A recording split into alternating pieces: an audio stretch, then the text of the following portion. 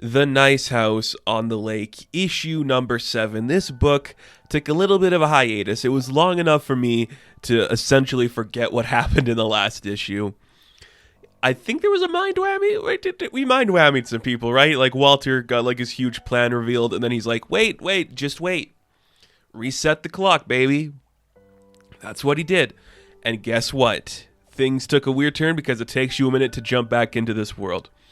So like with every issue, there's one central theme or character that we follow. This one is Molly, though it's not really her story.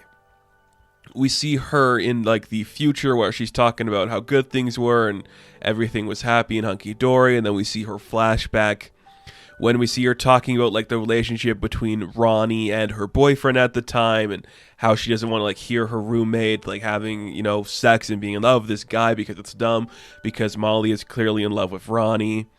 And she's like, ugh, if only I was interested in Walter because he's such a good guy, and if only Walter was straight and we could kiss and have fun and we'd all be happy. She likes Walter. Walter's a good guy. He's so nice and pretty. Awesome. I say it every issue. I'm going to reiterate it here. This book just feels like James Tynion writing about his friends. And I think that's cool. Like, if you read a James Tynion comic book, this Something is Killing the Children, Department of Truth, and there's a character with glasses who is potentially non-heterosexual, chances are that character is a stand-in for James Tynion himself, and he's just writing about protecting his friends because he loves them more than anything. That's what this book is, and it's good. Like, there's absolutely nothing wrong with that, because it works. So one of the other things we see throughout this book is like this weird, like just black page with the words and writing on it. We don't know who the writing is coming from, but this person is either hearing screaming, or they're yelling, or they're just getting pissed off at everybody in the world. It's just much like this anger directed at Walter. And we think this book is about Molly, so you're like, oh, is Molly like seeing something that nobody else is about Walter? But no, we'll get to that in a bit here. Because when we open up this book, it's a mind whammy. Remember in the last issue, Walter was like, nope, we're starting the experiment over. So this time in the experiment, Walter has interjected himself into the narrative. So he's one of the people that believes they are captured, though Walter is controlling everything. We know this. He is one of the people that is pretending to be trapped here. So he goes to see Molly, and she's not decent. He's like, oh, I'm sorry, I won't look. And she gets dressed, and they decide they're going to go down and have breakfast. And Walter kind of comes up with this idea that he like says to the crowd, like, hey, I have an idea. Maybe we should try like ordering a building, just like a studio or something, to put like all our like weird ideas and our equipment and stuff inside, so it's not overcrowding this house. Everyone's like, is that possible? Well, we could at least try to make it, see if it happens. Like if we could actually bring a house to this place.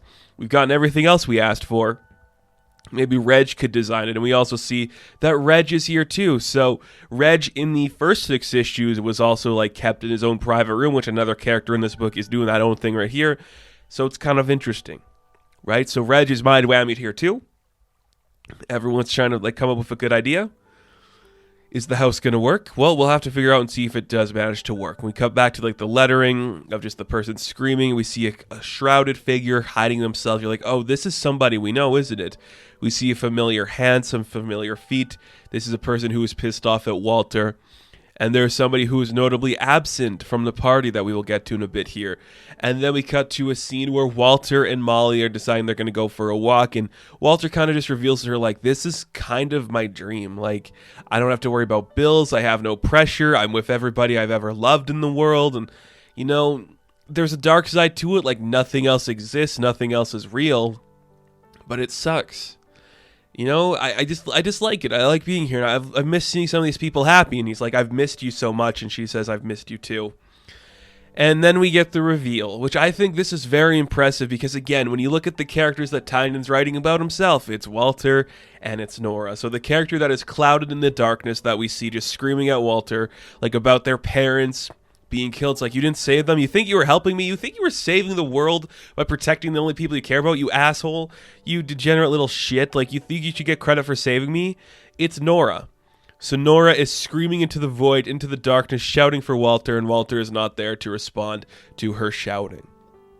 Very interesting. So it's kind of setting up this idea that Nora is in the position that Reg was, where Reg was separate from the group but still in the house on the lake.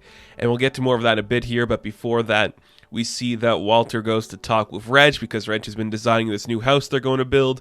And he's like, I kind of wish Nora was here. He's like, yeah, I know. I tried to get him to come to this place, but she didn't want to come. But she's there, right? So you get it. And then this other idea comes into play, which I think is very interesting. Like, this is a part of the book where I'm like, okay, I see this is something very creative, which I like. Because I think including Walter, there's 12 people included. So everybody kind of has, like, their own person. You know, like, Ronnie and Bonnie are there, and everyone else is dating their own person in their own section. But one of the people that did come here without, like, somebody to, like, really latch onto was Ryan. Ryan really doesn't have anybody but Walter. Like, Walter only knows Ryan. Like, that's it. So, like, why is Ryan a part of this group when there's no real connection to anybody else a part of it? So Walter, in all of their evil alien glory, makes Reg forget he asked the question. They go back to talking about the house that they're potentially going to build. They're trying to build it, they just fall asleep. And then we cut to the darkness, and we see Walter walking through the bushes, through the forest, where he goes to the other house where Nora is being kept. And Nora remembers everything from the previous installment. She's like, I hate you, you stupid little shit. Like, this is stupid. You should tell them the truth. They have no idea that everyone they know is dead, do they? Just kill me. Like, if you're going to do this bullshit, Walter, just kill me now. It's like, I'm not going to kill you. I would never hurt you. You're my best friend. And I need your help. I need your help to make this work. So, clearly, Walter, whatever his experiment is and what he's trying to do with all of this is not working to the way he was expecting it to. And now he needs the help of Nora is the writer, I do believe. Of course it is. You need the help of a writer to make the narrative work. Tynan, you son of a bitch, you did it again. You just worked writing into your narrative somehow and you made it make sense. So, cool, man. It's fine. It's really interesting. This issue was a great return to this world. It did take me a minute to adjust to it again, where I'm like, oh yeah, this is what happened. Walter is now part of the story.